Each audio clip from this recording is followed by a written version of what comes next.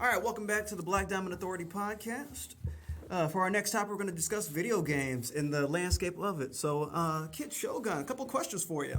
What are your initial thoughts on the current state of video games right now? Currently, well, first off, you know what I mean, I like to always date myself as far as, you know, how far and how long I've been gaming, man. So, I've been gaming since like 1987. Right? It was, I thought it was, I see the beard. 1987, man. It was Nintendo Entertainment System, you know, nice. Mario, Mike Tyson, Punch Out, the whole thing, right? And to watch just the, the growth and the progression from video games from then to now has been nothing short of spectacular. Because I can remember even, you know, seeing my uncles having like the Ataris and stuff like that, you know, going to visit him. And seeing that, you know, from that Atari to Nintendo was a major leap. Then you got Nintendo to Super Nintendo, Sega Genesis, another major leap going 8-bit to 16. Then you got that to the PlayStation and to what we got now, right? So the current state of video games is definitely in a good way at the moment. My only question really for video games is, you know, how far can you really take it being the way that we play games now? Right, sure. From the console to like this, right? Mm-hmm. At what point do we maybe want to see something different when it comes to video gaming, right? I often think about like, you know, the holodeck from Star Trek or something like that, right? And I see that as being the next frontier to where you can actually maybe even outfit your crib with like a holodeck room or some crazy shit like that, right? So right now though, with video games, I'm pleased. I've been actually I was on a hiatus before COVID on video games. My brother will tell you. And then when Google Stadia came out, right, that was my re-emergence back into my love of video games. And then so since from then, because Stadia had the ability for you to stream and all that kind of stuff, so I got into streaming with that. And then, of course, with the kids that I work with and everything. And so from there to now, I got back into video games, got into streaming, and so now I'm looking to stream. It's kind of therapeutic, you know what I mean? I'm able to play the games I like, and so the state of gaming, as I see it right now, is in a good spot. You got esports, people making, you know, millions of dollars, you know, playing games, man. You know what I mean? And that's, you know, and at the time, video games, you know, when I was coming up, you know, video games was always seen as like, you know, just a hobby, or it was something that wasn't going to turn out to nothing, right? Yeah. So you never really, you know, really took the time to get really, really great at a game, right? Like my game of choice is Street Fighter, right? So we would go to the local convenience store, pop in them quarters, boom, boom, boom, and play until, you know, nightfall or whatever, or, you know, more people come up or what have you. But now, you know, with people having the ability to have it at home, people are, you know, becoming experts at the crib, training, doing all that kind of stuff so they can be on the esports team and make bank. And then, you know, I'm looking at that, I'm like, damn, we was on to something, man. Playing Tecmo Bowl all them hours, you know what I'm saying? Playing Double Dragon all them hours, and then your folks would be like, "Nah, get y'all ass outside." You're like, now people making millions of dollars playing video games. So I think it's in a great spot. It's lucrative for businesses to pay attention to it. For sure. It's lucrative for people to, you know, make a career out of it. And it's just overall, it's still fun, and it's still great to watch technology advance how it has. So it's in a good spot, as I feel. Yeah. What you think, Trail? Those let me collect my thoughts. Okay, so I know why you chose Google Stadia, but I want to personally. I'm a fucking negative Nancy over here, right? Go for it. But when I saw Google Stadia, I was like, okay, that's pretty cool. Obviously, streaming video games has a certain kind of iffiness to it because of latency, mainly, and stuff like that. But like, considering the things that I'm pretty sure you heard about. So you said you heard about Stadia. Mm-hmm. How was it for you actually like playing? I never played Stadia because I didn't trust it. Obviously, it would have been good for me to do it because I don't really got that much money. I can't really buy that many games. Yeah. So for me to get in, it would have been good for me to get into it because I wouldn't have to invest into a fucking $600 console and stuff like that. That was it. Yeah. I never did though because I didn't trust it, and I mean it's dying now, and so. But like, what made you commit to that? Really? Look, man, let me tell you this here, right? So not to turn this into a Google Stadia talk or TED talk. No, we here. but like my folks will tell you, man, I went whole hog on that Stadia. I was trying to convert people and everything, right? When it first came out, I was like, hey man, y'all gotta do this, man. This is the next thing, man. You know what I mean? But when you talk about gaming experience, bro, it's no different than having a console. As long as your internet is up to speed, right? If your internet's up to speed, you're just gonna be just like you got a Xbox, Like it's right PlayStation there. in the room with you. Like I didn't lose I didn't have no drops. I was not late. It was so there was no lagging or anything like that. It was like I was playing on a console. Okay. And the great thing about that was, of course, as like I said, I took a hiatus and everything. But the great thing about it was that I was able to try out streaming because I didn't have to have a console. I didn't have to have the rig to set the console into and connect it to a computer and all that kind of stuff. So it made a great bridge for me to get back into it and then do what I love to do and have fun doing now with the streaming and connecting that with the clothing and all that kind of stuff. So, it was a great thing, and it's closing down on Wednesday, and people are doing memorials and all kinds of shit online. It's wild, man. People got memorials going on. They doing one last hurrah games and plays and stuff like that. So I plan to jump in and see what they're doing. But yeah, man, that's it. I'll tell you what, that kind of stuff is actually really cool. There was as a mini side note, see, whenever something shuts down like that, and you got all the people kind of getting together in chat rooms inside the game, the last time online and stuff like that. Anytime you see that, you got the old Fantasy Star Online, you got old MMOs, you got old fighting games, you got old Discord, you got all that. It's so cool. It's unfortunate that it has to die to see it. But when you see it, it's like, damn. There's like all these people gathered into this one area inside the video game or inside the Discord, and we're all just like, fuck, it's not gonna be here. But it's cool to see everybody here. Yeah. You said a word, Fantasy Star Online, man. That's wild. I tried so hard to get into that at one point. It's the old, but that was one for you with a Dreamcast. Did you play on Dreamcast? Yeah, man. I'm 26, and my parents usually only bought me old consoles. Yeah. So I'm dated as a mentally, I think, kind of like an older gamer, but obviously I'm 26, but I can't afford all this shit. So I got the N64, the Sega Genesis, the Dreamcast. Dreamcast is my favorite console. I love me some Sonic. Sonic Adventure, right? Hey, there it is. God damn it, bro! Can I get my Sonic Adventure 3, Please, please? bring it. You play Sonic Frontiers?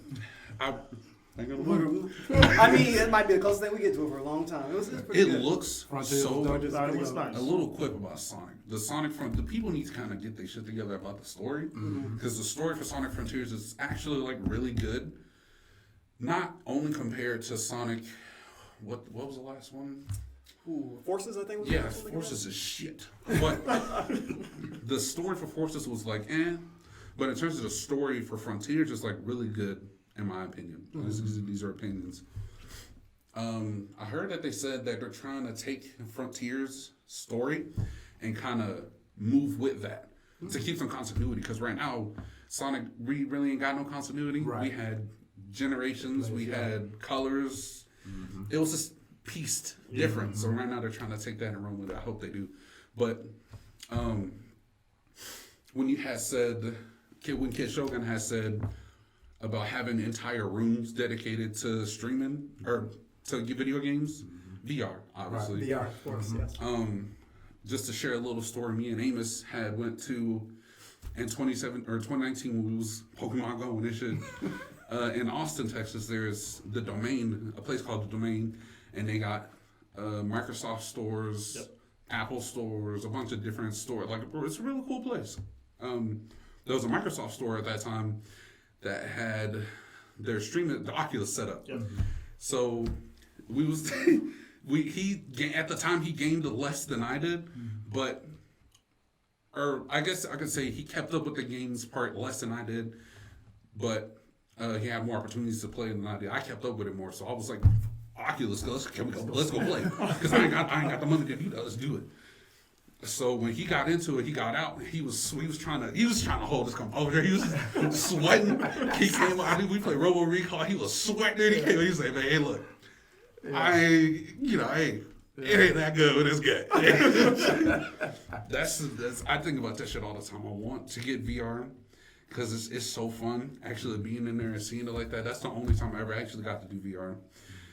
That and the exercise benefits, because when I got out there, bitch, I was sweating. So that's where I'm trying to be able to like have you throwing it back to anybody really. Can we talk VR? Because I've got a lot of stories about VR. That's what I'm saying. Ooh, let's talk some VR. Like, All right. what we thinking? Like, what's y'all do VR setups, VR rooms? What? So I got into VR. Well, I'll take it back a step further because we talked about streaming and whatnot. Have y'all heard of GeForce Now? Mm-hmm. Yeah. So I got back into streaming before Stadia in a series called GeForce Now done by NVIDIA. And it was cool for what it was. It showed the really early signs of what streaming could look like for video games. Because I'm a big PC builder. I PC build. I play on just about everything. Yeah, so that's my life. So what I always wanted to do was build something that would last for a long time, help with artwork, and just be able to do my everyday things because I edit and I do things like that. Yeah. But eventually, as the VR landscape started to come out as well, I invested into it heavily. And in college, as a matter of fact, I bought the Oculus Rift CV1, and it came with all the fucking stands and stuff like that before you had all the cameras and whatnot. Yeah. And you had to buy the controllers separately, and it was. But when I went to school, art was still evolving to the point to where new media just wasn't fully accepted into what was going on in the curriculum. So I decided, hey, it's one of those things that's new and different. So I bought all the headsets. I bought a laptop specifically for it, and I painted in VR. So I used Google's Tilt Brush. Yep. And when I tell you that the applications for it are just phenomenal, it's enormous just how much stuff you can do with it.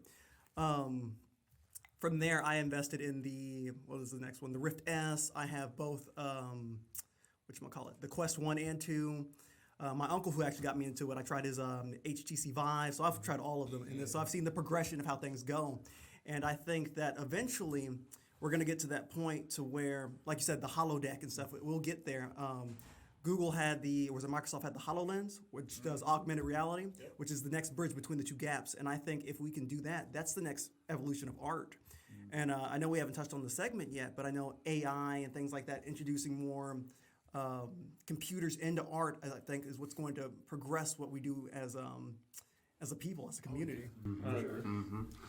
Have you guys seen those this clothing line that utilizes like AI on its design? Oh, wow. Right? Yeah. And it's real simple designs, but like, if you use your phone while looking at the design that's on the shirt or whatever, the damn shirt moves. Like the design moves, it jumps out at you or whatever, right? Can I see what is it? Lit. Can I look it up? What is it? I forget what the name of it is, but I'll look it up. I think I'll follow it. That sounds dope. It's ill. It's real ill, man. It's just like, that's just, pushing the limits even further, you know what I mean? And, to talk about art, being and stuff like, with the AI stuff, with the AR stuff, walking around with that on, like, imagine, having a Black Diamond Authority billboard that's, in real life is static, right? Mm-hmm. But you got this augmented reality shit on, and that shit just move, right? And it's just, flowing and flexing in all kind of ways, right? So it's looking up.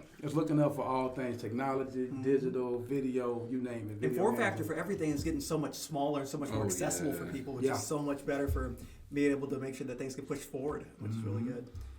It was just a tiny quip. I mean, I don't even know about the VR and painting. I don't remember specifically which virtual reality thing it was, but I remember seeing something where you could actually use your hands inside I'm gonna call it a situation. I think it was experimental. You still had to have like the 4 cameras in your room and the headset, but instead of you having the controllers like we do now, we have really good controllers.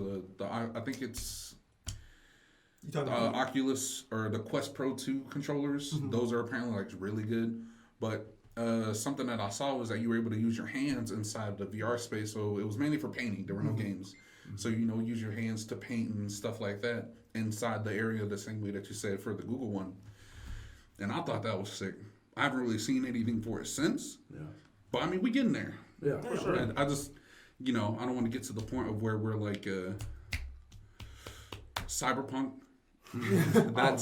That's gonna be dystopian. That's real bad. Apparently, cyberpunk was created by a black man. So, correct me if I'm wrong, but I'm pretty sure I saw somewhere somebody said either the first book or the concept was a black dude, and the game was inspired by the black dude, and they talked to him about it for the game and shit like that, whatever. But I want us to get to that point, because that point sounds like real, terrible. If you don't have health insurance,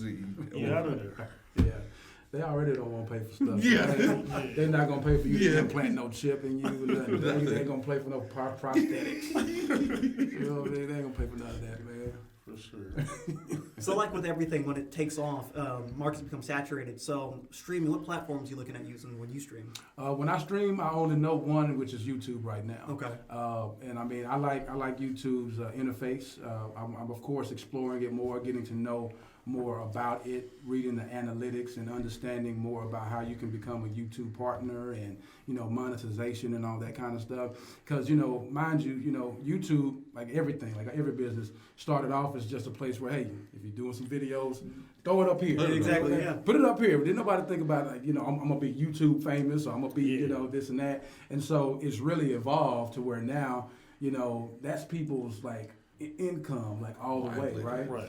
And so, for me right now, YouTube is my streaming platform of choice. But I am aware to, Twitch and, that space as well. And I've seen a lot of people, realize their dream to be a Twitch affiliate and, finally hit that monetization point to where they can get paid for doing it and all that. And so, right now it's YouTube, but I mean, of course, staying open to everything else. But, I'm trying to get as educated as I can on the YouTube economy situation. YouTube is kind of where you want to be with it, because I'm terminally online. You don't want to be terminally online, but there's some shit that you hear about Twitch, and it's a huge fucking mess. At least once a year, Twitch does something fucking ridiculous. And when it comes to discoverability, that was a huge problem for the last 2-3 years for minority people. But I think you're doing good. At least learning on YouTube, because YouTube is it's everywhere. If you want to find it, it's gonna be there. If someone searches it, you're gonna show up. So with that being said, can you speak on the grind? I know from personal experience, I started my YouTube channel in 2017. The whole premise was like skits and gaming and things like that. And my goal within the first year was to have 1,000 subscribers, which I thought was easy. And I learned the hard way. But it's about networking, getting to know your fans, learning the analytics, SEOs, management, all that stuff. It's a fucking game. It is a game. And so what are some of the things that you've learned, that you've been implementing, that you've seen that has worked for you so far? For me, it's been, learning the hashtag game. The descriptions. The title of your videos matter. You know what I mean? And also too, I'm looking at, like I was saying, working in the Stadia environment. Made a lot of friends that way.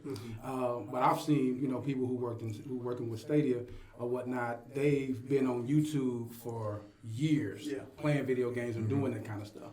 And so you got to understand that it's not just like you're going to pop on, bam, I'm streaming, hey, let's go. And you're going to get that 1,000 right away, because there's a lot of work that goes into it. You got to, of course, like you said, know about the SEO. You got to look at your analytics, know when people are actually watching your videos, what times, you know what I'm saying? Like, how long they watching it for, the durations of that. And you got to understand that, because that'll tell you how long your videos need to be, And then, of course, don't make it to where you feel like you're an island and you got to do it all on yourself. You know what I mean? It's that networking piece. It's like, seeing what everybody else is doing, and not to say copycat, but, kind of emulate that and bring that into your own strategy. You know what I mean? Sure. But, it is a grind. It is a grind. It's a grind that you got to put in time, and you got to give the quality of content. That's the piece right there. A lot of times people think that you can just pop on and, I'm just streaming the game. That's not it. You got to be charismatic. You got to be passionate, and all of that. You know what I mean? You got to be uniquely yourself too. Yeah. That's for sure. That's for sure. Yeah, that's it, man. It's rough. As another thing that mostly minority people need to start. Well, I'd say in the last few years we have, since COVID hit, but like talk to each other, network, play games with each other, make videos with each other. Because I was I wasn't inside the Black Spirit YouTube for too long, not until recently. But he watches way more black YouTubers than I do. I was more on Twitch at the time.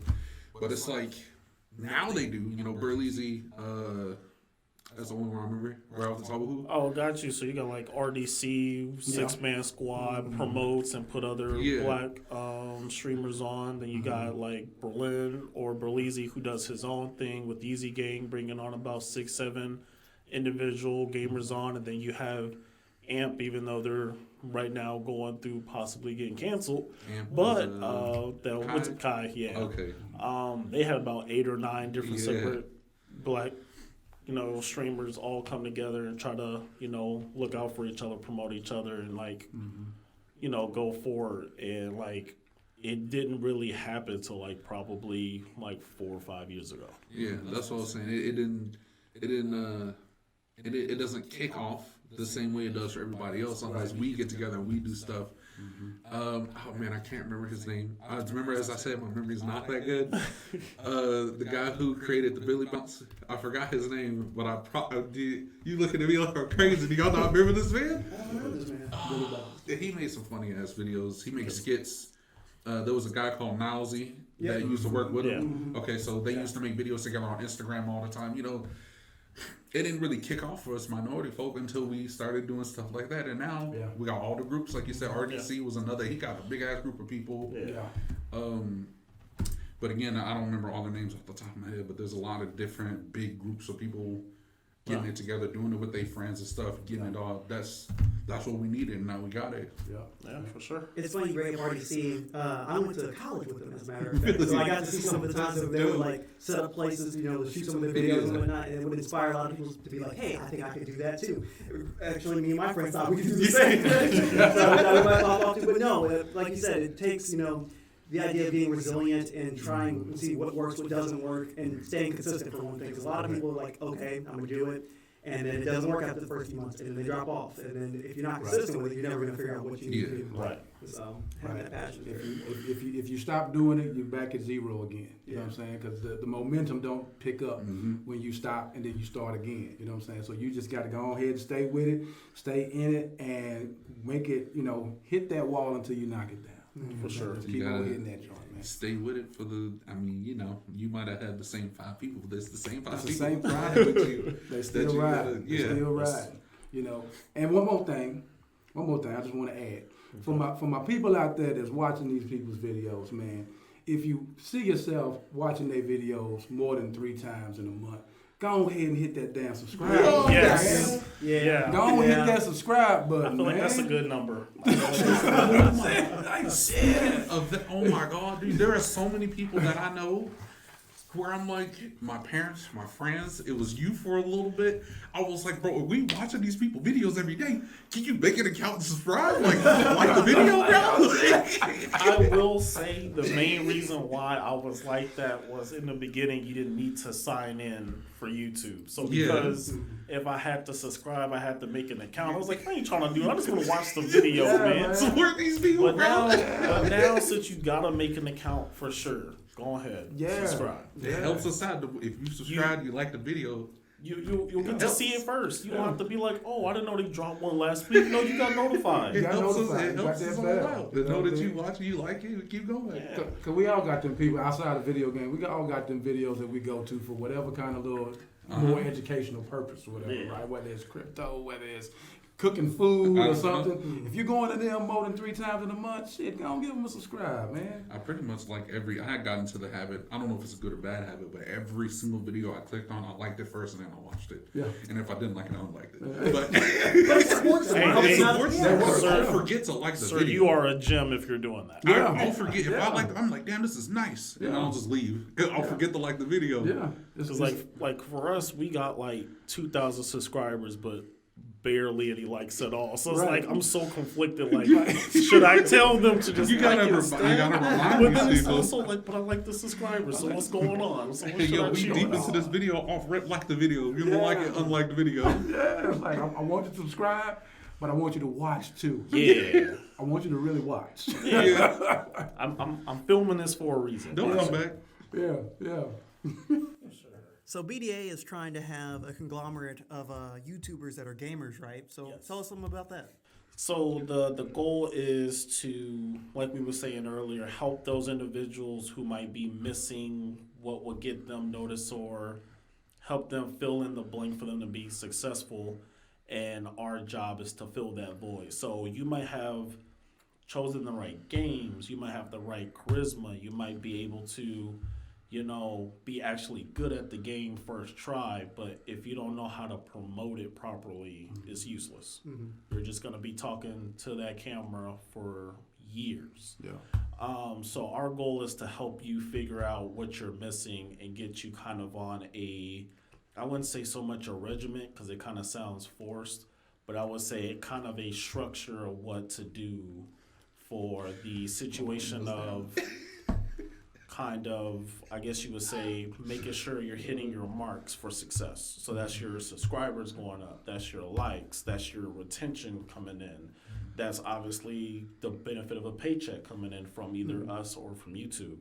And then the goal is to train up these, I believe right now we're looking for 6 in total.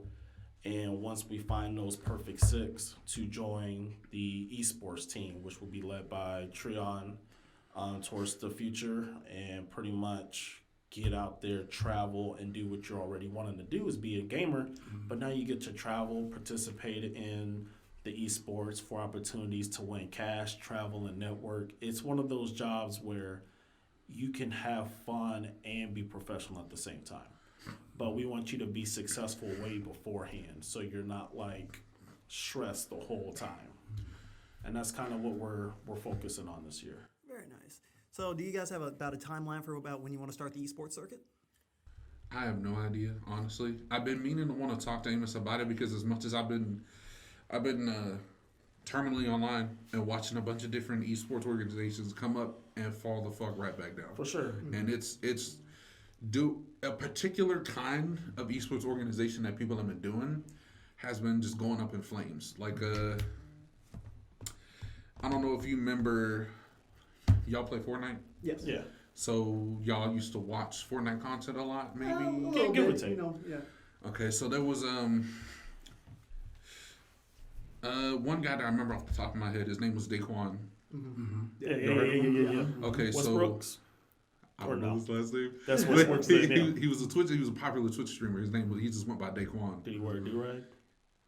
Sometimes. Yep, that's my His- boy. His hairline is. That's my boy. Okay, I so- got to see him at DreamCon this year. That's my boy. So I forgot which esports org he was with. It was him and one other guy that I forgot, and Ninja Tyler, obviously, and a bunch of different people when Fortnite was really popping off. A big group of Fortnite streamers.